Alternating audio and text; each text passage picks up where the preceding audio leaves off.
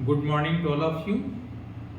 Myself Arvind Kumar Pandey, retired district and sessions judge, retired member secretary State Law Commission. आज हम आप लोगों को एक नए एक्ट जो अपने PCS UP PCS judicial services में एक माइनर एक्ट लेके चलेंगे। आज से हम लोग एक एक्ट यानी पॉक्सो डील करेंगे। पॉक्सो का अर्थ है prevention of children from sexual offences, लैंगिक अपराधों से बालकों का संरक्षण अधिनियम 2012। जैसा कि आप जानते हैं 2012 में पॉक्सो एक्ट का गठन किया गया था, पास किया गया था। इसकी भूमिका के संबंध में आपसे बात करना चाहेंगे कि आर्टिकल 15 का sub clause 3 of Indian constitution राज्य को ये शक्तियां प्रदान करता है कि वो बच्चों के लिए स्पेशल प्रोविजंस कानून बना सकते हैं और इसी के तहत, इसी के अंतर्गत पॉक्सो अधिनियम बनाया गया है। यहां पे इस चीज को हम ऐड करना चाहेंगे कि बच्चों के प्रॉपर डेवलपमेंट के लिए यह आवश्यक है कि उनकी राइट टू प्राइवेसी यानी निजता का अधिकार और कॉन्फिडेंशियलिटी गोपनीयता बनाई रखी जाए, जिससे बच्चों का प्रॉपर डेवलपमेंट हो सके, उनका उचित विकास हो सके। बच्चे इस देश के भविष्य हैं, इसलिए उनका जीवन संरक्षित रहे, उनका उचित विकास हो, ये आवश्यक है। पॉक्सो का जैसा कि हमने आपको बताया कि it means protection of children from sexual offences 2012। जहां तक बात आती है कि ये कहां कहां लागू है भारतवर्ष में, तो ये स्पष्ट जान लें कि ये होल ऑफ इंडिया यानी पूरे भारतवर्ष में ये कानून लागू है। अब एक प्रश्न उठता है कि ये एक्ट लागू कब से है। यहां पे आप अच्छे से समझ सकते हैं कि ये 14 नवंबर 2012 यानी 14 ऑफ नवंबर 2012 से ये ऑफिशियल गैजेट में प्रकाशित हुआ है और उसी दिन से ये लागू है। सेंट्रल गवर्नमेंट के नोटिफिकेशन में ये 14 ऑफ नवंबर 2012 से को नोटिफाई किया गया है। एक प्रश्न आपको और स्पष्ट होना चाहिए कि who is child in eyes of law, कानून की दृष्टि में बच्चा है कौन। तो आप जानते हैं कि इंडियन मेजॉरिटी एक्ट में अंडर 18 इयर्स को माइनर माना गया है, यानी मेजॉरिटी की एज 18 एबव। इसी प्रकार से पॉक्सो एक्ट की धारा 2 का सब क्लॉज सी भी सेम चीज कहता है, यानी child is the person who is under 18 years of age. 18 वर्ष से कम के बालक, बालक में मेल फीमेल सभी इंक्लूडेड हैं। कोई कंफ्यूजन नहीं होना चाहिए कि बालक किसे कहते हैं।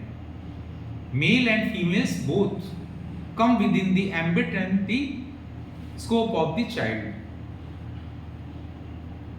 अब इसमें ये एक प्रश्न और आपको दिमाग में आना चाहिए कि सारे के सारे अपराध चाहे बालकों के साथ हों किए गए हों, ये पहले से हमारे इंडियन पेनल कोड 1860 में विद्यमान थे।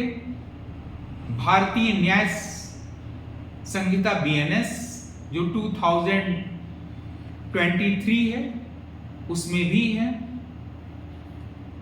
तो ये पॉक्सो 2012 बनाने की क्या आवश्यकता आन पड़ी? जो चिल्ड्रन के लिए सेक्सुअल ऑफेंसेस से उनका संरक्षण, उनका बचाव, उनकी रक्षा को ज्यादा से ज्यादा एम्फेसाइज किया जा सके, कानून ज्यादा इफेक्टिव बनाया जा सके, इस वजह से पॉक्सो 2012 एक्ट पारित किया गया। इसमें जो अपराध होते हैं उसमें कितने प्रकार के अपराध हैं, तो आज हम इस वीडियो में आपको सिर्फ जो पहला अपराध है उसके विषय में बात करेंगे थोड़ी, और अपने अगले वीडियो में अन्य अपराधों के बारे में इस पर अलग से प्रकाश डाला जाएगा। पहला अपराध इसका पेनिट्रेटिव सेक्सुअल असॉल्ट यानी प्रवेशन लैंगिक हमला। प्रवेशन लैंगिक हमला, जैसा इसका नाम है, पेनिट्रेटिव सेक्सुअल असॉल्ट। इसको समझ लें थोड़ा। पेनिट्रेटिव सेक्सुअल असॉल्ट उसे कहते हैं यदि कोई व्यक्ति अपने जननांग को, पेनिस को, बालक के वेजाइना में यानी योनि में, मुख में, यूरेथ्रा यानी मूत्र मार्ग में, या एनस गुदा में प्रवेश कराता है। पहला।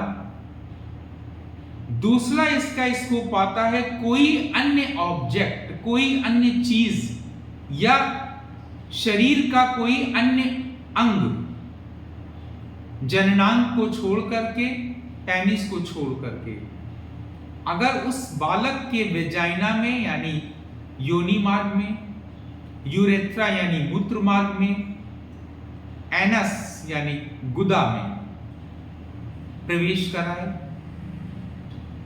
या बच्चे के शरीर का कोई अंग योनि मार्ग, मूत्र मार्ग या गुदा में प्रवेश कराया जाए, अथवा कोई व्यक्ति अपना मुंह उसके जननांग पेनिस पे, योनि मार्ग पे, वेजाइना पे, गुदा मार्ग यानी एनस पे, या मूत्र मार्ग यूरेथ्रा में लगाए, या बच्चे से यह कृत्य करने के लिए कहा जाए, तो उसे कहते हैं कि यह पेनिट्रेटिव सेक्सुअल असॉल्ट की परिभाषा में आता है, जो कि एक अपराध है, यानी प्रवेशन लैंगिक हमला है। प्रवेशन लैंगिक हमला पॉक्सो में एक अपराध है, अपराध डील किया गया है।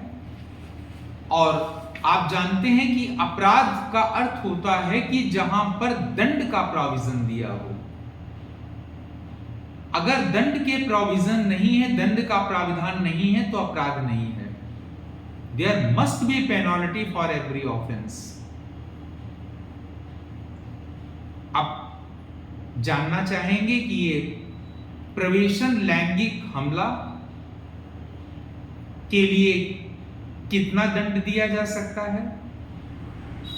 तो यदि किसी व्यक्ति ने प्रवेशन लैंगिक हमला का अपराध किया है तो उसे 10 वर्ष से कम के कारावास की सजा नहीं दी जा सकती है, यानी minimum 10 years punishment, not less than 10 years, which may extend to imprisonment for life। 10 वर्ष से कम नहीं, जो आजीवन कारावास तक हो सकती है। इसके साथ ही अर्थदंड का लगाए जाने का भी प्रावधान है, यानी इम्प्रिजनमेंट फॉर लाइफ तक किया जा सकता है along with fine, meaning thereby if someone has committed the penetrative sexual assault upon a child, then he shall be punished not less than 10 years of imprisonment, but which may extend to imprisonment for life with fine. इसमें थोड़ा सा add कर लें, यदि वो बच्चा victim जो पीड़ित है, यदि उसकी उम्र 16 इयर्स से कम की है, आपको मैंने बताया था कि बच्चे का डेफिनेशन यहां पे दिया गया है, the person who is under 18 years of age. जो अभी हमने पनिशमेंट के प्रोविजन बताए वो आपको अबव 16 अंडर 18। सपोज कि कोई बच्चा जो पीड़ित है, जो एग्रीव्ड है, जिसके साथ ये पेनिट्रेटिव सेक्सुअल असॉल्ट का ऑफेंस हुआ है, वो 16 वर्ष से कम का है, if he is under 16 years of age, then punishment different हो जाएगा, नेचुरली एग्रीवेटेड होगा, और that would be not less than 20 years of imprisonment,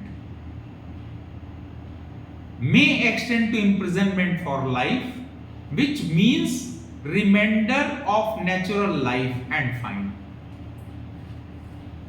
कहने का अर्थ है कि यदि पीड़ित बालक 16 वर्ष से कम आयु का है, तो अपराधी को, जिसने अपराध कारित किया है, उससे 20 वर्ष से कम के कारावास की सजा नहीं दी जा सकती है, जो कि आजीवन कारावास तक हो सकती है। और यहां आजीवन कारावास का अर्थ है कि उसके जीवन के शेष नेचुरल बचे समय, रिमाइंडर ऑफ नेचुरल लाइफ, यहां क्लियर कर दिया है। और अर्थदंड, तो ये आपको पनिशमेंट हो गया for penetrative sexual assault upon a child. Penetrative sexual assault क्या होता है ये आपको बताया, और इसके क्या दंड का प्रोविजन पॉक्सो में दिया गया है ये बताया। एक बिंदु यहां आपको और क्लियर होना चाहिए कि ये जो फाइन की रकम है, जो अर्थदंड से प्राप्त रकम होगी, ये it must be just and reasonable and paid to the victim to meet the medical expenses and rehabilitation of such victim. जिसका अर्थ है, इसको विक्टिमोलॉजी कहते हैं, ये नया कॉन्सेप्ट है लॉ का।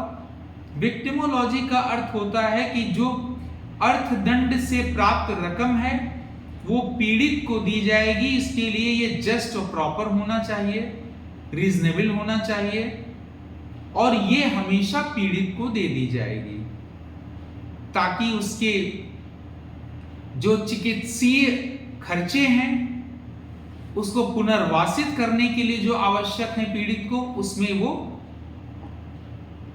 मदद हो सके, उसको मीट आउट किया जा सके।